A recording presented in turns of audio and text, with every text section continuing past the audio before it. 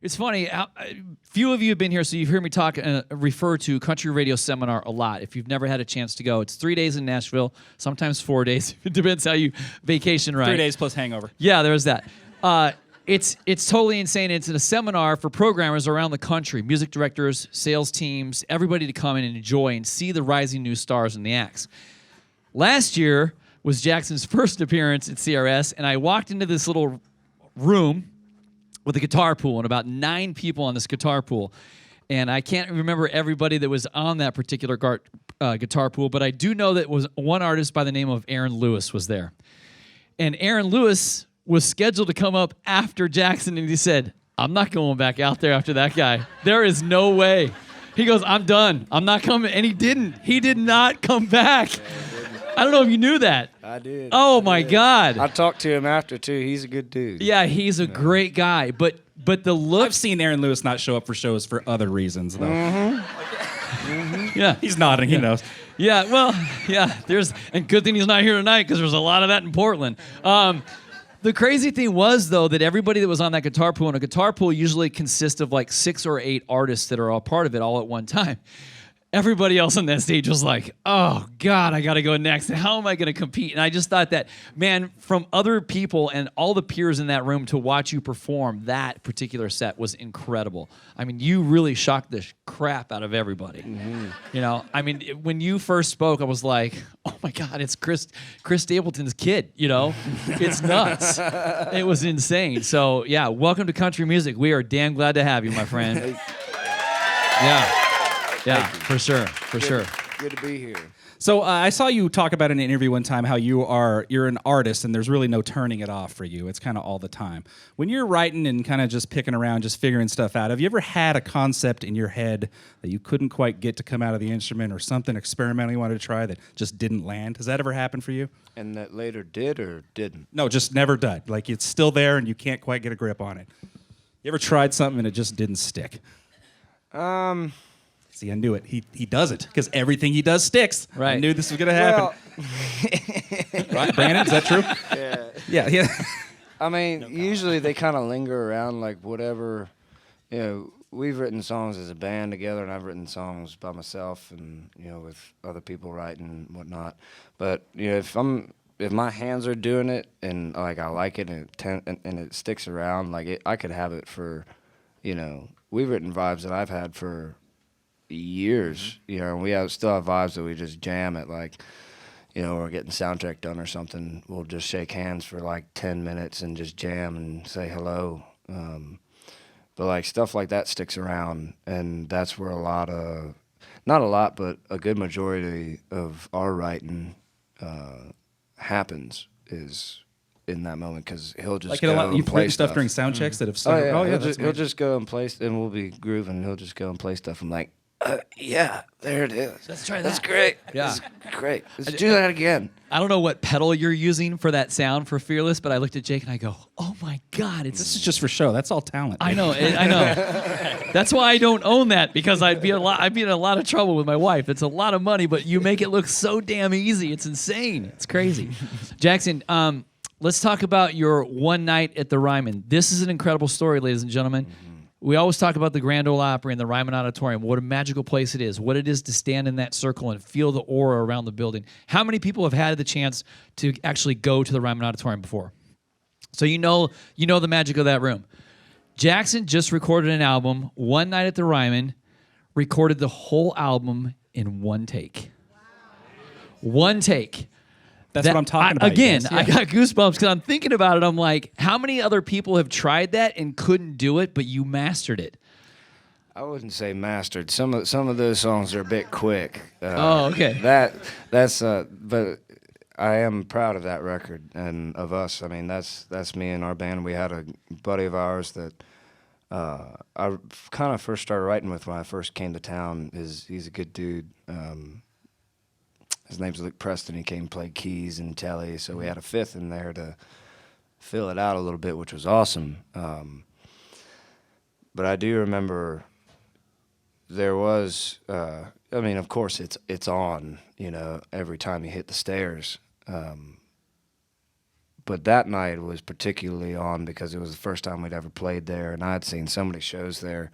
First time that I had gone to Nashville at like 15, it was a radio show for the Opry, and they were over at the Ryman, and it was Alison Krauss and Jamie Johnson. Whew. And me and my dad and my mother were up in the not the nosebleeds, but the balcony, which is kind of the best seats in the absolutely. house. Like, I prefer the balcony. Yes.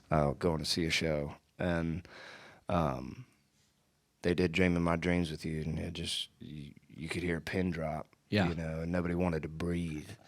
And it was just awesome. And I kept thinking about that. And there's a couple, like Heavens and Wings is probably one of the best. That was probably one of the best times we ever played Wings. I remember in the jam, I was just screaming at Sean. You can hear a little bit of it in the track. I was just screaming at Sean. I was just like, stay with me! Stay with me! Just going nuts. My God. Because it's just this slow build, and then when you get up to the top, it's just like all rage coming down, and it's just like, you get to lose yourself a little bit. Do you find yourself as a writer, Jake brought up the point, like, what can't you accomplish? How many songs do you think you have somewhere buried that you just want to finish? Anywhere between, let's say, 10? Songs that never get finished? Or songs that you just have in a book somewhere, like, this, I'll eventually get to these. Like, we heard the stories of Dan and Shay when they first got together. In a weekend at a party, they wrote 400 songs. So, you know, I mean, I don't know if it's true. Looking at that face, I don't know if it's true. But how many songs... Take a picture of that right there. We're going to show it to him. Yeah. How many... He doesn't You buy are your... welcome to. Yeah. You are welcome to. How many songs do you think you have set aside somewhere that you're like, I'm going to dig into this one again? Like maybe 100? Of actual songs that I would do, Yes. you know, everybody in town has written songs that is not for them. And it's weird going into rooms sometimes, not only as a writer, but as an artist, because you're like, okay, we're going to write songs for me, you know, or are we not? You know, it's just a weird thing. So songs that I would do, probably somewhere between 40 and 50. Oh, okay. Couple Not records 400. worth. Yeah. Couple records worth. Not 400. Yeah. Maybe somebody was drunk and they added an extra zero to that one. Who knows? maybe an extra zero. They can't all have been bangers. After all, it was a house party, so who knows what happens at those, right? It's crazy. Let's get into your roots a little bit. Maryland's own, right? Yeah, that's right. Tell me some stereotypes that you encounter that people think about Maryland. What is true in general and what's true about you? Ooh. What do people think about Maryland? Blue crabs is true. Absolutely, that's one of the best parts of it. If you've never steamed crabs, I mean, being Portland, I guess you ain't got no blue crabs up We here. got great fish houses. Yeah, yeah, you Alaskan got king great over seafood here. up here. Yeah. But I don't know. That's a great question. People look at me. I did it walking down the street today. We were in some shops because we got here early and just kind of started walking around, and I was buying this thing from this lady, and she goes, "Texas?" And I just said, "No, ma'am, Maryland." And she took about a full 30 seconds and just Like Maryland, puzzled, Texas? just puzzled. Just was like,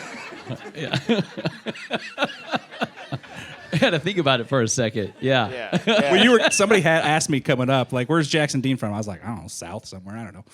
No, That's just not too far Got that outside. classic Maryland accent. That's right. Yeah. It's something that you can't quite place. Yeah. You know. I want to know how many tattoos you have. Oh God.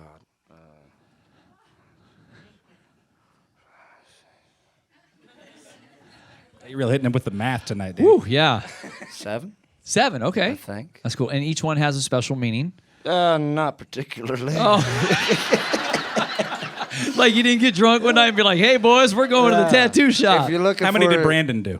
Oh, how many? Well, we've talked about getting a tattoo gun amongst the band, but it's still out. It's still up for votes. Well, one maybe from the Ryman. That's a pretty cool experience. Yeah. Something you guys can all share. Can you show your guitar real quick? I don't know if you're going to talk about it later, but this is he did this wood burning. Like he does his own, he decorates his old guitar. How cool is that? This is one of 5 now that are done. They're all different, but been doing it since I was a kid. The man can't stop. He just, Yeah. Okay. One last question for you, because I got to understand. I don't I know how touring works, and I know that is management. Sometimes management teams say, we want to pick from our own brand. You just came off the Blake Shelton tour with Carly Pierce, did some amazing shows across the country. I watched all of it as much as I could on Facebook and TikTok.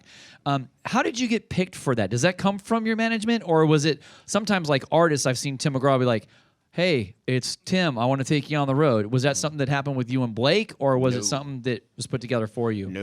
No, I didn't meet him until the first day. Wow. And, yeah, I didn't meet him until the first day, and it was very brief. And he was great. There's suits somewhere that pick it, or how does it go down? That is a call on my booking agent side. They are also some of the first people I ever met in town, Right. and pointed me in the direction of my pub deal, and which later directed me to my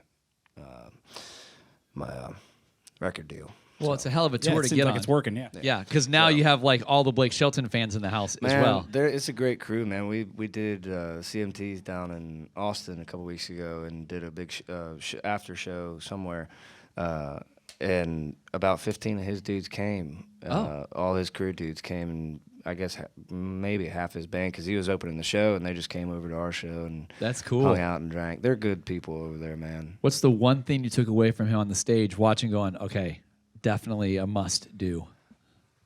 I don't know about a must do. Or must not. Don't drink so much. Yeah.